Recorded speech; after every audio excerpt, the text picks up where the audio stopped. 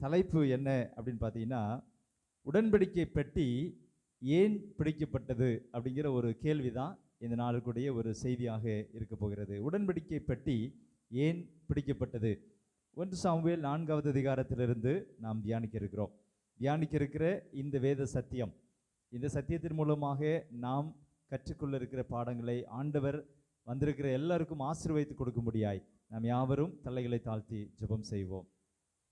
எங்களை அதிகமாக நேசிக்கிற எங்கள் நல்ல ஆண்டவரே, இந்த பரிசுத்தமான வேலைக்காக, தெய்வீக நேரத்திற்காக ஆண்டவருக்கு நன்றி செலுத்துகிறோம். நீர் பேசுவதை நாங்கள் கேட்க கர்த்தர் எங்களுக்கு கிருபை பாராட்டும்படியாக நாங்கள் ஜெபிக்கிறோம். உடன்படிக்கை பெட்டி ஏன் பிடிப்பட்டது என்கிற கேள்விக்கான பதிலை 1 சாமுவேல் 4வது அதிகாரத்திலிருந்து நாங்கள் கற்றுக்கொள்ள இருக்கிறோம். இந்த அதிகாரத்திலிருந்து ஆண்டவர் எங்களுக்கு வைத்திருக்கிற நல்ல ஆவிக்குரிய பாடங்களை நாங்கள் கேட்டு அதை எங்களுடைய வாழ்க்கையில் அபியாசிக்க கர்த்தர் எங்களுக்கு கிருபை பாராட்டும்படியாய் புண்ணியநாதர் இயேசுவின் நாமத்தை ஜெபிக்கிறேன், ஜீவனுள்ள நல்ல பிதாவே, ஆமென். 1 சாமுவேல் 4வது அதிகாரத்திற்கு உங்களுடைய கவனத்தை திருப்பும்படி உங்களை அன்போடு நான் கேட்டுக்கொள்கிறேன். இந்த அதிகாரத்தில் உடன்படிக்கை பெட்டி பிடிக்கப்பட்டது அப்படின்னு சொல்லி நம்ம பார்க்குறோம். உடன்படிக்கை பெட்டி பிடிக்கப்பட்டது. ஆனால் இந்த அதிகாரம் ஆரம்பிக்கும் போது முதல் வசனத்தை வாசிங்க. சாமுவேலின் வார்த்தை இஸ்ரவேலுக்கெல்லாம் வந்தது. இஸ்ரவேலர் பெலிஸ்தருக்கு விரோதமாய் யுத்தம் செய்ய புறப்பட்டு எபேனேசருக்கு சமீபத்தில் பாளையம் இறங்கினார்கள். பெலிஸ்தரோ ஆப்பெக்கிலே பாளையம் இறங்கியிருந்தார்கள்.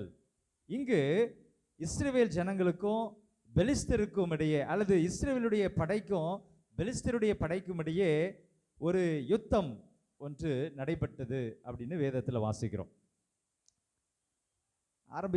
ஆரம்பத்தில் படிக்கும்போது இஸ்ரவேலர்கள் பெலிஸ்தருக்கு விரோதமாக அவர்கள் யுத்தம் செய்வதற்காக எபனேசர் அப்படிங்கிற இடத்திற்கு பக்கத்தில்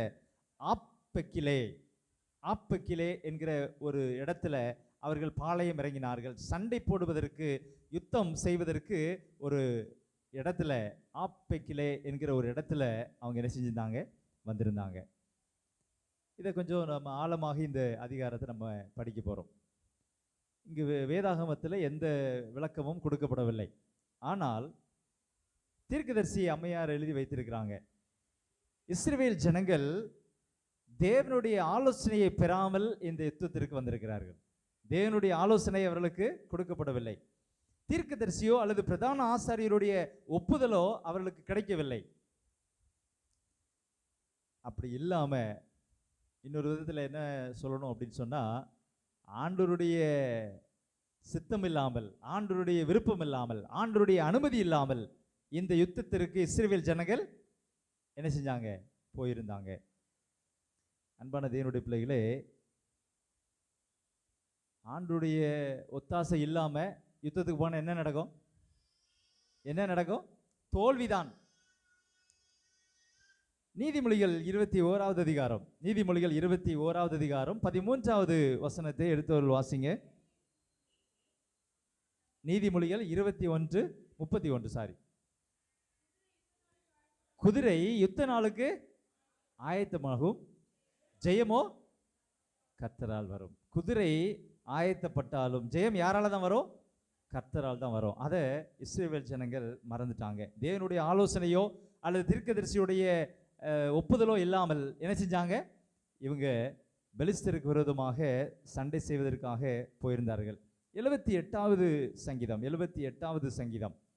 11வது வாக்கியத்திலிருந்து வாசிங்களேன். இஸ்ரவேல் ஜனங்களுக்கு ஆண்டவர் அவர்களை அடிமைத்தனத்திலிருந்து வழிநடத்தும் போது என்னெல்லாம் ஆண்டவர் செஞ்சாரு அப்படிங்கிறத இந்த அதிகாரத்தில் வாசிக்க முடியும். 78வது சங்கீதத்தில் 11வது வாக்கியத்திலிருந்து வாசிங்க. அவருடைய செயல்களையும் அவர் தங்களுக்கு காண்பித்த அதிசயங்களையும் மறந்தார்கள். ஆண்டவர் இவங்களுக்கு என்னெல்லாம் செஞ்சாரு அப்படிங்கிறத மறந்து தொடர்ந்து வாசிங்க.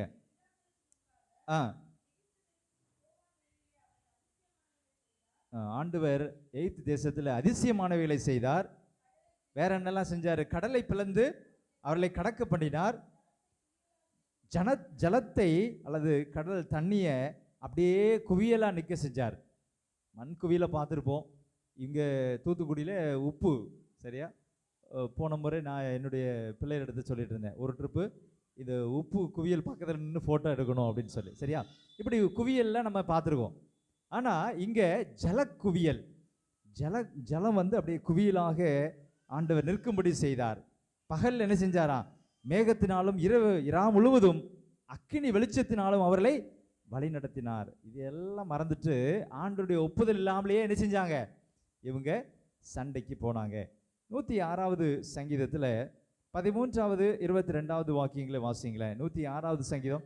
ஆனாலும் சீக்கிரமாய் அவருடைய கிரியைகளை மறந்தார்கள். அன்பான தேவனுடைய பிள்ளைகளை, நம்முடைய வாழ்க்கையில் ஆண்டவருடைய ஒத்தாசை இல்லாமல், ஆண்டவருடைய துணை இல்லாமல் ஒவ்வொரு நாளுமே யுத்தம் தான் இல்லையா? நம்ம யுத்த காலத்தில் தான் இருந்துட்டு இருக்கிறோம். நமக்கு மறைமுகமாக சாத்தானுக்கும் நமக்கும் ஒரு ஆவிக்குரிய யுத்தம் போய்கொண்டே இருக்கிறது. ஆண்டவருடைய ஒத்தாசை இல்லாமல், ஆண்டவருடைய அனுமதி இல்லாமல், ஆண்டவருடைய துணை இல்லாமல் நம்ம நினைச்ச முடியாது. அந்த யுத்தத்தில் ஒன்றுமே நம்ம செய்ய முடியாது. இங்கே அவர்கள் ஆண்டவருடைய கிரியைகளை மறந்தார்கள், அவருடைய ஆலோசனைக்கு அவர்கள் காத்திராமல். 22வது வாக்கியம் சொல்லுது, தங்கள் இரட்சகரான தேவனை மறந்தார்கள். இது அப்படியே என்ன செஞ்சிச்சு? இந்த இஸ்ரவேல் ஜனங்களுக்கு நடந்தது. யுத்தத்தில் இஸ்ரவேலர்கள் என்ன நடந்துச்சு அப்படின்னு பார்த்தீங்கன்னா, சுமார் 4000 பேர் வெற்றுண்டு போனார்கள். யுத்தத்தில் ஆண்டுடைய ஆலோசனை இல்லாமல் போனதுனால எத்தனை பேர் இறந்தாங்க? 4000 பேர் வெற்றுண்டு போனார்கள். சரி, தொடர்ந்து நீங்கள் அந்த அதிகாரத்தில் 1 சாமுவேல் 4வது அதிகாரத்தை நீங்கள் வைத்துக்கொள்ளுங்க. இப்போ ஒரு தோல்வி, சரியா? நீங்கள் நம்ம நினைக்கிற மாதிரி போய் சண்டை போடுவாங்க, உடனே தோல்வி வெற்றி முடிவாயிரும் அப்படிங்கிற மாதிரி கிடையாது. அந்த நாட்களில் என்ன செய்வாங்க அப்படின்னா, பின்வாங்கி இவங்கெல்லாம் வந்துடுவாங்க.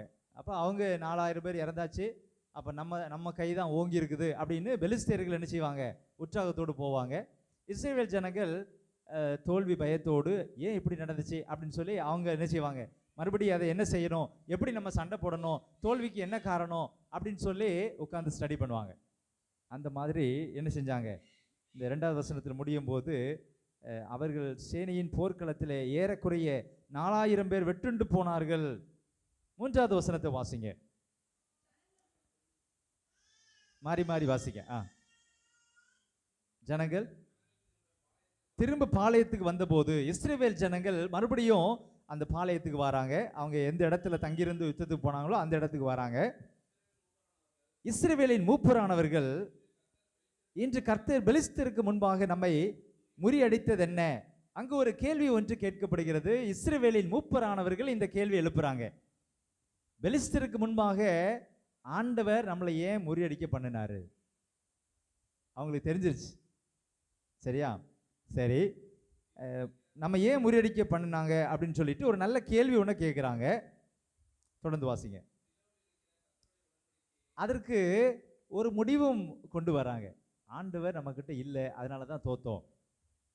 நல்ல ஒரு கேள்வி, நாமும் கேட்க வேண்டிய ஒரு கேள்வி. என்னுடைய வாழ்க்கையில் தோல்வி வரும்போது, கடன் வரும்போது, பிரச்சனை வரும்போது, வியாதி வரும்போது, ஏன் எனக்கு இந்த சூழ்நிலை, ஏன் எனக்கு பிரச்சனை, ஏன் எனக்கு தோல்வி, ஏன் என்னுடைய குடும்பத்தில் இப்படிப்பட்ட ஒரு சூழ்நிலை என்கிற கேள்வியை நாம் கேட்க வேண்டும். மூப்பர்கள் ஒரு ஆலோசனை,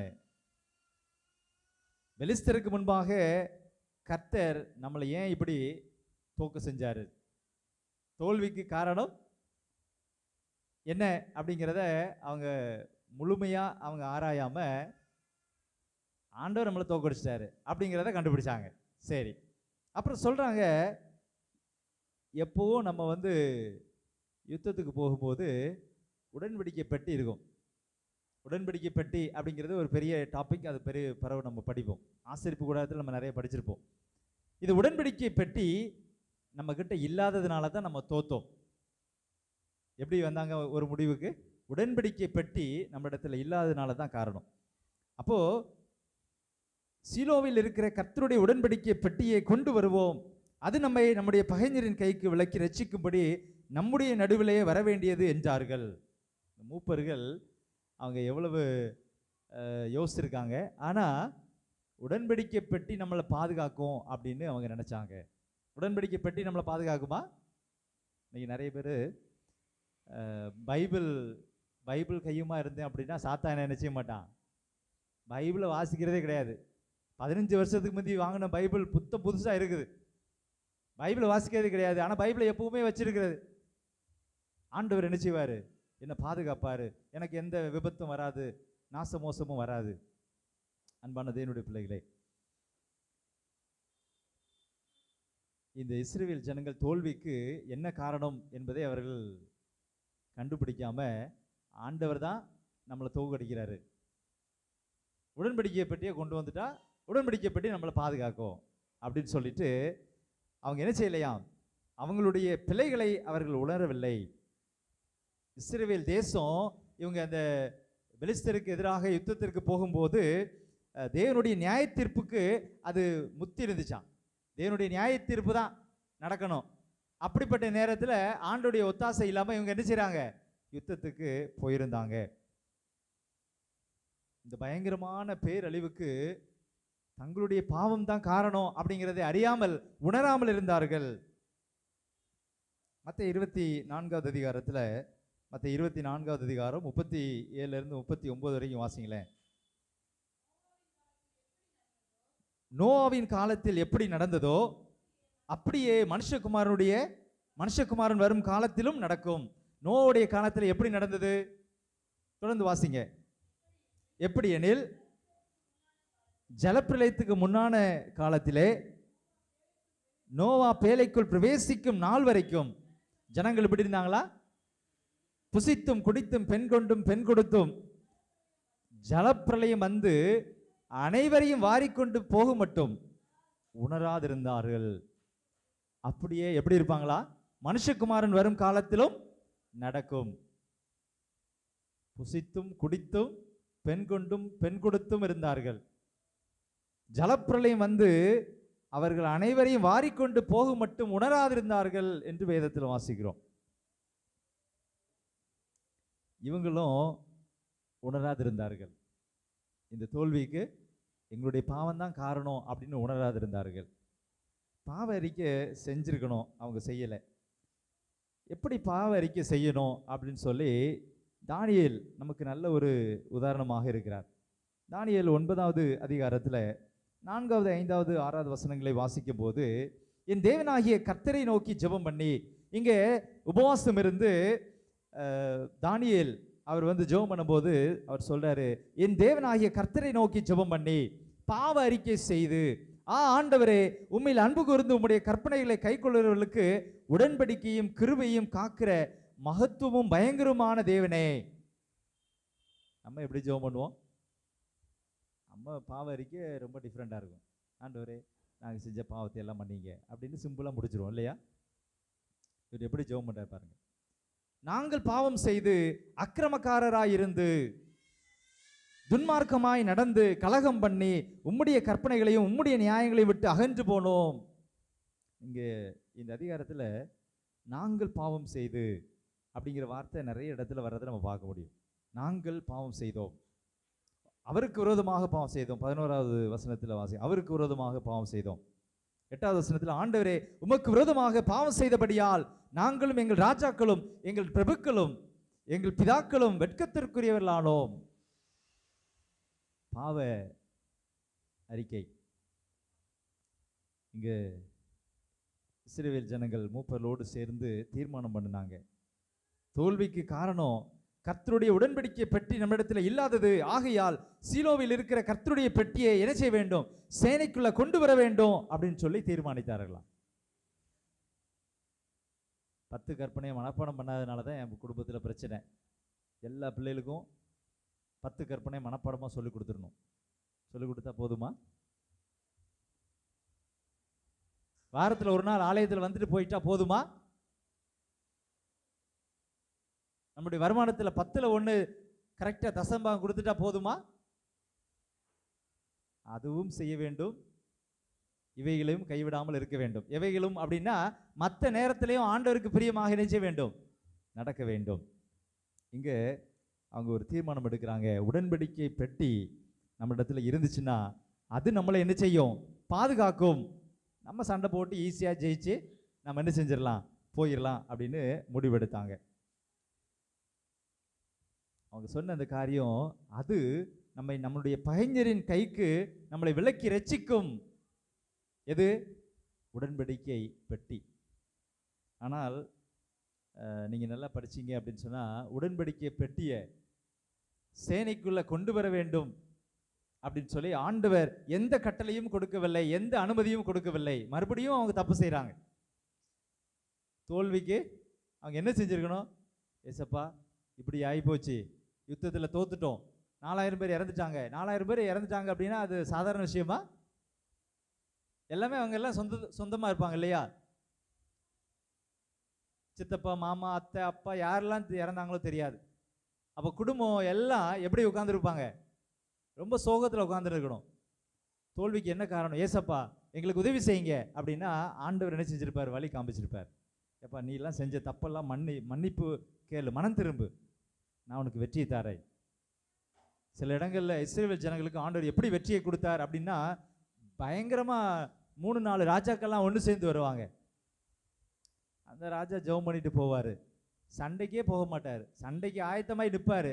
இவங்க அங்கே போனாங்கன்னா அங்கே உள்ளவங்க கண்டிப்பாக ஜெயிப்பாங்க, இவங்க கண்டிப்பாக தோப்பாங்க. ஆனால் இவங்க ஜெயிக்கணும் அப்படிங்கிறதுக்காக ஆண்டவர் கொலவிகளை அனுப்பி அவங்க சேனையில் என்ன செஞ்சிருக்காரு? தோற்கடித்து இவர்களை ஜெயிக்க வைத்திருக்கிறார். பல அதிசயமான காரியங்கள் நடந்திருக்கிறது. ஆனால் இவங்க என்ன செய்யலை? அதெல்லாம் செய்யாமல், ஆண்டவருடைய கட்டளை இல்லாமல் அவங்க என்ன செஞ்சாங்க? மறுபடியும் ஒரு தப்பு செய்கிறாங்க. வேதம் சொல்லுகிறது, நீங்கள்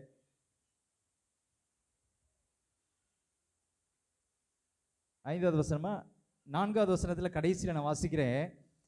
உடன்படிக்கை பெட்டியை எடுத்து வர ஜனங்கள் சீலோவுக்கு சொல்லி அனுப்பினார்கள். அங்கே ஏலியின் 2 குமாரராகிய ஓப்பினையும் பிணைகாசும், சரியா, ஆசாரியருடைய பிள்ளைங்க ஓப்பினையும் பிணைகாசும் தேவனுடைய உடன்படிக்கை பெட்டி அண்டையிலே இருந்தார்கள். சரியா? பெட்டியை ஓப்பினையும் பிணைகாசும் என்ன செய்கிறாங்களா? பாளையத்துக்குள்ளே கொண்டு வந்தாங்க அப்படின்னு அம்மையார் எழுதியிருக்காங்க. யுத்தத்தில் இவங்க என்ன செய்ய வேண்டும்? இந்த உடன்படிக்கை பெட்டியை கொண்டு வர வேண்டும் அப்படின்னு சொன்ன உடனே அதை என்ன செஞ்சாங்க? ஏலியின் குமாரர்கள் கொண்டு வந்தாங்க. இப்போ உடன்படிக்கை பெட்டி இஸ்ரவேல் ஜனங்களுடைய பாளையத்திற்குள்ளாக வருகிறது அப்படிங்கிற ஒரு செய்தி வந்த உடனே என்ன நடந்துச்சு அப்படின்னு பார்த்தீங்கன்னா, 5வது வசனத்தை வாசிங்களேன். கர்த்தருடைய உடன்படிக்கை பெட்டி பாளையத்திலே வருகிற போது இஸ்ரவேல் எல்லாரும் பூமி அதிரத்தக்கதாக மகா ஆர்ப்பரிப்பாய் சத்தமிட்டார்கள். அடுத்த வசனம், அவர்கள் ஆர்ப்பரிக்கிற சத்தத்தை பெலிஸ்தர் கேட்டபோது எபிரேயருடைய பாளையத்தில் மகா ஆர்ப்பரிப்பின் சத்தம் என்ன என்றார்கள். பின்பு கர்த்தரின் பெட்டி பாளையத்தில் வந்தது என்று அறிந்து கொண்டார்கள். உடன்படிக்கை பெட்டி இஸ்ரவேல் ஜனங்களுக்கு மத்தியில் கொண்டு வரப்பட்டது என்பதை கொஞ்சம் தொலைவில் இருந்த பெலிஸ்தியர்கள் கண்டு கொண்டார்கள். ஏன்னா இவங்க மகா ஆர்ப்பரிப்பு, ஜெயிச்சது மாதிரி ஒரு ஆர்ப்பரிப்பு இஸ்ரவேல் ஜனங்களுக்குள்ள இருந்தது. ஏன்னா அவங்க என்ன நினைச்சாங்க? உடன்படிக்கை பெட்டி நம்மளை பாதுகாக்கும், நம்ம என்ன செய்வோம்? இந்த எதிரிகளிடத்திலிருந்து ஜெயிச்சிருவோம் அப்படின்னு நினைச்சாங்க. பெலிஸ்தியர்கள் இந்த உடன்படிக்கை பெட்டி வர்றதை பார்த்துட்டு அவங்க என்ன செஞ்சாங்க அப்படின்னா, தேவன் பாளையத்தில் வந்தார் என்று சொல்லப்பட்டது. 9 வரைக்கும் நீங்க வாசித்து பார்த்தீங்கன்னா, தேவன் பாளையத்திற்கு வந்தார் அப்படின்னு சொல்லப்பட்டதான். உடன்படிக்கை பெட்டி வந்ததுக்கே தேவன் பாளையத்துக்கு வந்தாரு. அவங்க ரொம்ப பயப்படுறாங்க. 7வது வசனத்தை வாசி. தேவன் பாளையத்தில் வந்தார் என்று சொல்லப்பட்டபடியினால் பெலிஸ்தர் பயந்து, ஐயோ நமக்கு மோசம் வந்தது, இதற்கு முன் ஒருபோதும் இப்படி நடக்கவில்லையே. இஸ்ரவேல் ஜனங்கள் அந்த மெய்யான தெய்வத்திற்கு காண்பித்த அந்த தெய்வ பயத்தை காட்டிலும் பெலிஸ்தியர்கள் என்ன செஞ்சாங்க? அதிகமாக பயந்தாங்க. இஸ்ரவேல் இடத்துல அந்த தெய்வ பயம் இல்லை. இஸ்ரவேல் ஜனங்கள் என்ன செஞ்சாங்க? உடன்படிக்கை பெட்டி இருந்தால் போதும், அது என்ன ஜெயிக்கும்? தேவ பயம் அவங்களிடத்துல இல்லை. இஸ்ரவேல் ஜனங்களை அப்படியே ஒரு ஓரம் வைப்போம். இன்னைக்கு ஆவிக்குரிய இஸ்ரவேல் ஆகிய நீங்களும் நானும் தேவ பயம் நம்ம இடத்துல இருக்கிறதா? ஆலயத்துக்குள்ள வரும்போது செருப்பு வெளியில கலத்திட்டு தான் வரோம், அதனால தேவ பயம் எனக்கு இருக்குது அப்படின்னு நம்ம சொல்றோமா? தேவ பயத்தோடு நாம் காரியங்களை நாம் செயல்படுத்துகிறோமா? கர்த்தருக்கு பயந்து அவர் வழியில் நடக்கிறவன் எவனோ அவன் பாக்கியவான் என்று 128வது சங்கீதத்தில் வாசிக்கிறோம். நீதிமொழிகள் 8வது அதிகாரம் 13வது வசனம் சொல்கிறது, தீமையை வெறுப்பதே கர்த்தருக்கு பயப்படும் பயம். தீமை வெறுக்கிறோமா? கர்த்தருக்கு பயப்படுகிற பயம், அதுதான் தீமையை வெறுக்கிறது. நீதிமொழிகள் 10வது அதிகாரம் 27வது வசனம் சொல்கிறது, கர்த்தருக்கு பயப்படுதலே ஆயுசு நாட்களை என்ன செய்யும்? பெருக பண்ணுமா. கர்த்தருக்கு பயப்படுறது, நிறைய நாள் வாழணும் அப்படின்னா நம்ம என்ன செய்யணும்? ஆயுசு நாட்களை அது பெருக பண்ணும். எப்போ? கர்த்தருக்கு பயப்படுதல். நீதிமொழிகள் 14, 26, 27 என்ன சொல்லுது? வாசிங்க. நீதிமொழிகள் 14, 26, 27. யாரு கர்த்தரை நம்புறாங்களோ அவங்களுக்கு திட நம்பிக்கை உண்டு. அவங்களுடைய நீங்க கர்த்தருக்கு பயந்தீங்கன்னா அவங்களுடைய பிள்ளைகளுக்கு என்ன உண்டு? அடைக்கலம் உண்டு என்று வேதத்திலே வாசிக்கிறோம். நம்ம கர்த்தருக்கு பயப்படுகிறோமா? பெலிஸ்தர் மறுபடியும் என்ன செஞ்சாங்க அப்படின்னா, இப்போதான் நமக்கு உடன்படிக்கை பெட்டி வந்துருச்சு இல்லையா? பரிசுத்தமான கற்பனை அடங்கி இருக்கிற பரிசுத்த உடன்படிக்கை பெட்டி நம்ம இடத்துல இருக்கிறது, நிச்சயமாக நமக்கு வெற்றி அப்படின்னு சொல்லிட்டு என்ன செஞ்சாங்களா? அவங்க யுத்தம் பண்ண போனார்கள். முதல்ல படிக்கும்போது இஸ்ரவேல் ஜனங்கள் பெலிஸ்தருக்கு முன்பாக யுத்தம் செய்ய போனாங்க. இங்கே பெலிஸ்தர் யுத்தம் பண்ணினார்கள், இஸ்ரவேலை முறித்து போட்டார்கள். இஸ்ரவேல் ஜனங்கள் முறிந்து ஓடி போனார்கள் என்று வேதம் சொல்கிறது. எத்தனை பேர் இறந்து போனாங்களா? சுமார் 30,000 பேர். 30,000 காலாட்கள் விழுந்தார்கள். பெரிய சங்காரம் உண்டாயிற்று. ஏலியுடைய 2 குமாரர்கள் ரொம்ப மோசமான குமாரர்களாக இருந்தாங்க இல்லையா? ஏலியுடைய குமாரர்கள் பேலியாளின் மக்களாக இருந்த ஓப்பினையும் பிணைகாசும் என்ன செஞ்சாங்க? மாண்டார்கள். அம்மையார் இதை குறித்து எழுதும் போது அனைத்து எதிர்காலத்திற்குமான ஒரு சாட்சியாக, நமக்கும் அது ஒரு சாட்சி. தேவனுடைய ஜனங்கள் என்று சொல்லிக் கொள்கிறவர்கள் அவங்களுடைய அக்கிரமம் தண்டிக்கப்படாமல் போகாது என்பதற்கு இது ஒரு அடையாளமாக காண்பிக்கப்பட்டதாம். இஸ்ரவேல் ஜனங்களுடைய அக்கிரமம் தண்டிக்கப்பட்டது. யாத்ராகமம் 20வது அதிகாரம் 5வது வசனத்தை எடுத்தவங்க வாசிங்களேன். நம்முடைய ஆண்டவர் எப்படிப்பட்ட ஒரு ஆண்டவர்? எப்பவுமே அவர் அன்புள்ளவர் அப்படின்னு நம்ம பேசுகிறோம். அவர் அன்புள்ள ஒரு தேவன் தான். அதே நேரத்தில் அவர் நீதி செய்கிற ஒரு தேவன் அப்படின்னு நம்ம படித்தோம் இல்லையா கடந்த வாரத்தில்? ஆம், உன் தேவனாகிய கர்த்தராய் இருக்கிற நான் எரிச்சலுள்ள தேவனாய் இருந்து என்னை பகைக்கிறவர்களை குறித்து பிதாக்களுடைய அக்கிரமத்தை பிள்ளைகளிடத்தில்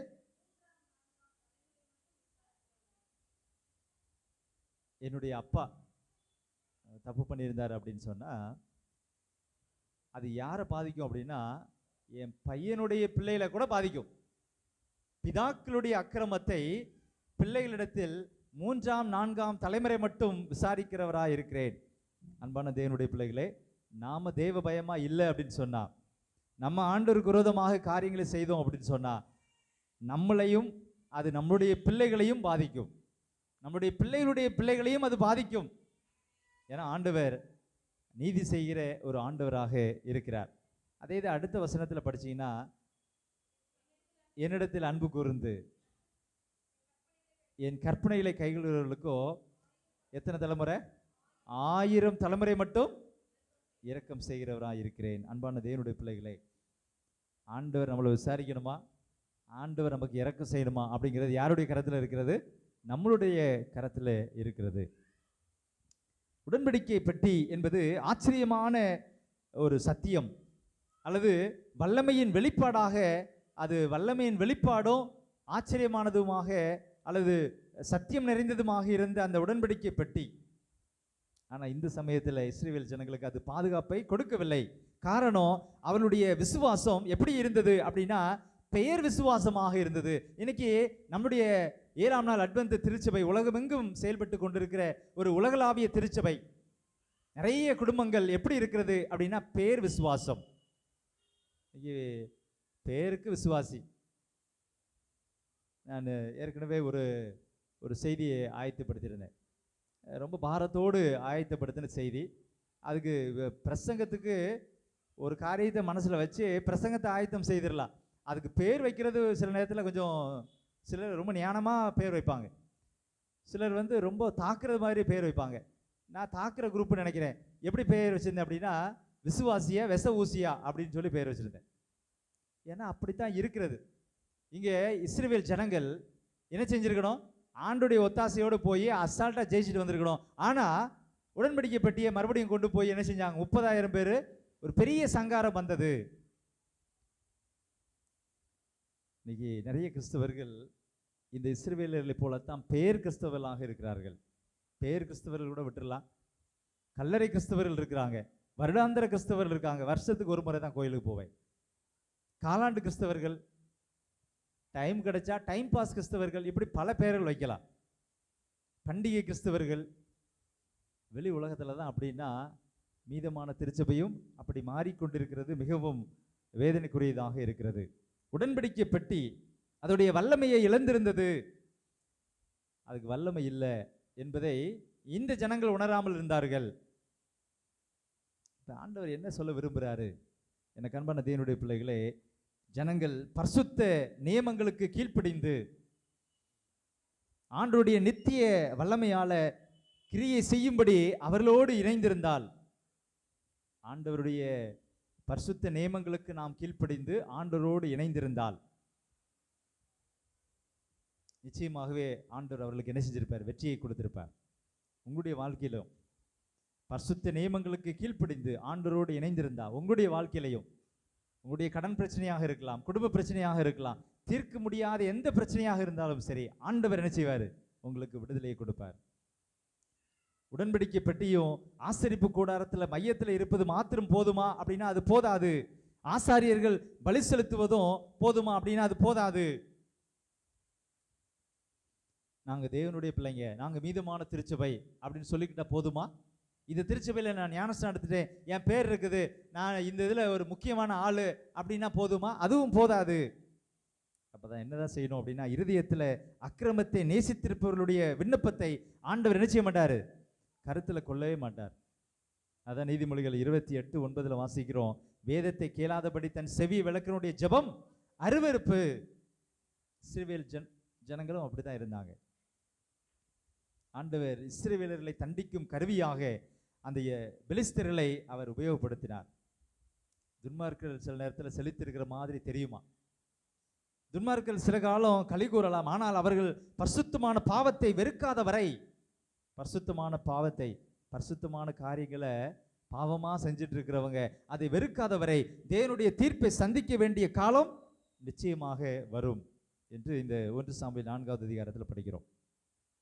எங்கெல்லாம் தேவனுடைய நியாய தீர்ப்பு வேகமாக தவறில்லாமல் பின்தொடர்கிறதோ அங்கெல்லாம் ஆண்டவர் என்ன செய்கிறாரு? அந்த பாவத்திற்கு ஒரு முடிவு கட்டுகிறார் என்று அர்த்தம். சோதோம் குமாராவுடைய பாவம் பயங்கரமாக இருந்தது. ஆண்டவர் என்ன செஞ்சார்? சோதோம் குமாரா பட்டணத்தை அழித்து போட்டார். தேவனுடைய கோபம் அவருடைய நியாய தீர்ப்பு நாளிலே நிச்சயப்படும், வெளிப்படும். அவனவனுடைய கிரியைகளுக்கு தக்கதாக அவனவனுக்கு நான் அளிக்கும் பலன் என்னோட கூட வருகிறது என்று சொல்லுகிறார். தேவனுடைய பெட்டி பிடிபட்டு போனபடியினால் மகிமை இஸ்ரவேலை விட்டு விலகி போயிற்று என்று அந்த அதிகாரம் முடிகிறது. தேவனுடைய பெட்டி ஏன் பிடிபட்டது அப்படின்னு சொன்னா, இஸ்ரவேலருடைய மனம் திரும்பாத அந்த பாவம் அறிக்கை செய்யப்படலை அப்படின்னு சொன்னா, பாவம் விடலை, பாவத்தை விட்டு நம்ம மனம் திரும்பலை அப்படின்னு சொன்னா என்ன செய்ய முடியாது? மகிமையை பெற்றுக்கொள்ள முடியாது. மகிமை நம்மளை விட்டு போயிடும். அப்படி இல்லாதபடி ஆண்டுடைய சமூகத்தில் நம்முடைய பாவங்களை அறிக்கை செய்து விட்டு தேவனுடைய இரக்கத்தை நாம் பெற்றுக்கொள்வோம். அப்படிப்பட்ட கிருபைகளை ஆண்டவர் நம் அனைவருக்கும் கொடுப்பாராக. ஆமென்.